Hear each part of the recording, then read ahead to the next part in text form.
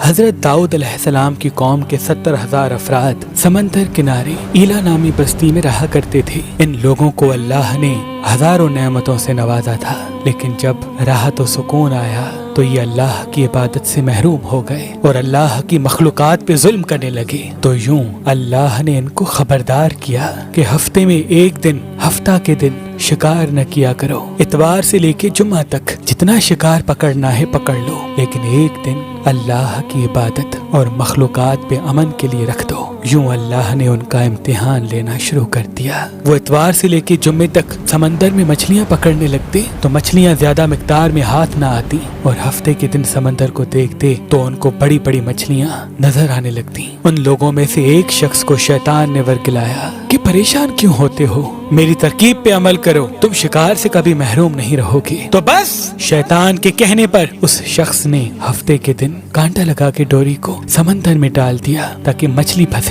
اور شیطان نے کہا اس مچھلی کو تم اتوار کے دن نکالنا، اور یوں ہفتے کی حرمت بھی باقی رہے گی اور تمہارا شکار بھی ہو جائے گا۔ بس شیطان کی بتائی ہوئی ترکیب پہ ہفتے کے دن مچھلی پھنسی رہی اور وہ اتوار کے دن نکالتا اور خوشی سے کھاتا۔ جب آس پاس کے لوگوں نے پوچھا تو ان کو بھی یہ ترکیب بتانے لگا، اور یوں اس قوم کے کچھ لوگ ہفتے کے دن مچھلی پکڑنے کے لیے جال پھینکتے اور اتوار کے دن نکالتے، اور کچھ نے تو اس سمندر میں سے نالیاں بنا کے چھوٹے چھوٹے تالاب بنا دیے، کھڈے بنا دیے، تاکہ ہفتے کے دن جیسے ہی مچھلیاں یہاں سے گزریں تو ان تالاب میں پھنس جائیں اور ہم اتوار کو ان مچھلیوں کو نکال کے پکا کے کھائیں گے۔ اس گاؤں میں کچھ اللہ کے خاص بندے بھی موجود تھے جو کہنے لگے اے لوگو، اللہ نے ہفتے کے دن شکار کرنے سے منع کی ہے، یہ جو تم جال پھینکتے ہو یا چھوٹے چھوٹے تالاب بناتے ہو، ان میں ہفتے کے دن اگر مچھلی پھنستی ہے تو یہ شکار ہفتے کے دن کا ہوگا۔ اللہ کے عذاب سے ڈرو، اللہ کی نافرمانی نہ کرو۔ وہ لوگ ان لوگوں کا مذاق اڑانے لگے کہ ہماری جو مرضی ہوگی ہم وہ کریں گے۔ اب ان بستی میں 3 گروہ بن گئے۔ ایک ان 70,000 میں وہ لوگ تھے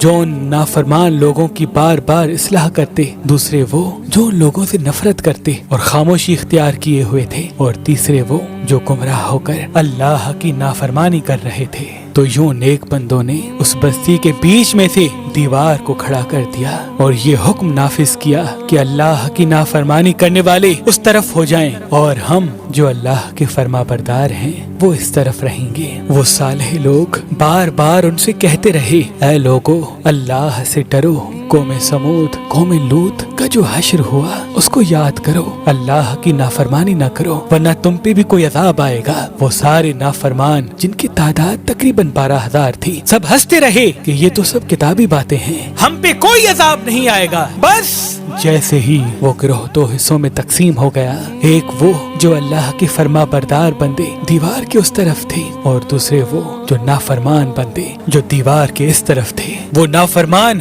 پوری رات ہنستے رہے، مذاق اڑاتے رہے، اور وہ اللہ کے خاص بندے دیوار کے اس طرف اللہ سے معافی مانگنے لگے۔ بس جیسے ہی صبح ہوئی، وہ نیک صالح انسان اٹھے، انہوں نے محسوس کیا کہ دیوار کے اس طرف سے کسی انسان کی آواز نہیں آ رہی۔ جیسے ہی دیوار کی اس طرف چڑھ کے دیکھنے لگے کہ سارے کے سارے وہ لوگ بندر کی شکل میں تبدیل ہو چکے تھے اور بندروں کی حرکت کو انجام دے رہے تھے۔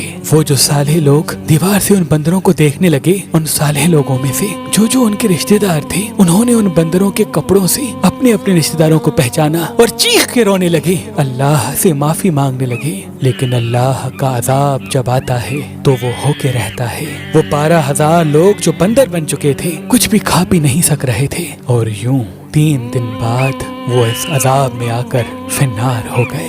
بے شک اللہ ان بندوں کو پسند نہیں کرتا جو اللہ کی نافرمانی کرتے ہیں۔ اے اللہ، ہم سب کو اپنا فرما بردار بندہ بنا، ہم کو ویسا بنا جیسا تو ہمیں دیکھنا چاہتا ہے۔ آمین ثم آمین۔